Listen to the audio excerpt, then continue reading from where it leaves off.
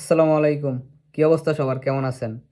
আমি আলহামদুলিল্লাহ ভালো আছি আল্লাহর অশেষ রহমত ও বাবা-মার দোয়ায়। তো কালকে রাতে ফেসবুকে একটা স্ট্যাটাস দিছিলাম যে, আল্লাহ দ্বিতীয়বার জীবন দিছে। আসলে ভাই যেই সিচুয়েশনে আছি, হুম? মানে কালকে রাত্রে আমি আছি মরু অঞ্চলে আর একাকিত্ব আরকি।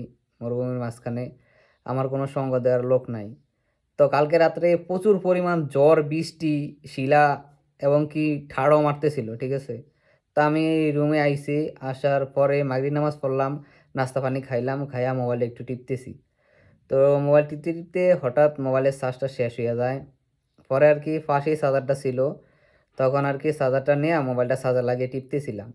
তো বাইরে কিন্তু প্রচণ্ড ঝড়, বৃষ্টি এবং কি মানে ঠাড়া মারতেছে, ঠিক আছে?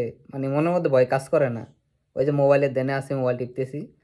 তো মোবাইল চার্জার লাগিয়ে টিপতেছি, টিপতেছি হঠাৎ এক ঠাড়া মারলো বুঝছেন? ঠাড়া মারানোর সাথে, সাথে আমি সহকারে আমার মোবাইল সহকারে মনে করেন একটা উদ্দা মারলো, একটা শট মারলো। মানে আমি প্রায় ১ মিনিটের মধ্যে ১ মিনিটের মতন আরকি হ্যাং হয়ে গেছি বুঝছেন? আমি তো মনে করছি যে আমি আর দুনিয়াতে নাই। যে ঠাড়া মারছে মানে আমার রুম পুরা লাল হয়ে গেছে। মানে ঠাড়ার যে একটা মানে অনুভব, ঠিক আছে? এটা আমি কালকে বুঝলাম আরকি। মনে হয় যে আমার দরজাটার সামনেই ঠাড়াটা পড়ছে। তো কালকের এই অনুভূতিটা আরকি ছোটবেলার একটা কথা মনে পইড়া গেছে। তো আপনাদের মাঝে সেটাই শেয়ার করি। তখন মনে হয় ক্লাস 2 তে বা 3 তে পড়ি। এরকমও হইতে পারে সম্ভবত। তো বাড়িতে আম্মা আর আমার ছোট বোন, হ্যাঁ, মানে আমাদের তো মাটির ঘর আরকি টিনের।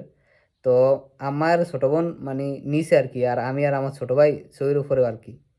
তো দুপুরবেলা খাওয়ার সময় মানে মাছের মাথা নিয়া আমি আমি খামু না, ছোট বোন খাইবো না, ভাই খাইবো না, আম্মাই খাইবো। এটা নিয়ে আরকি মানে ৩ জন ৪ জন আরকি ঝগড়া করতেছি আরকি।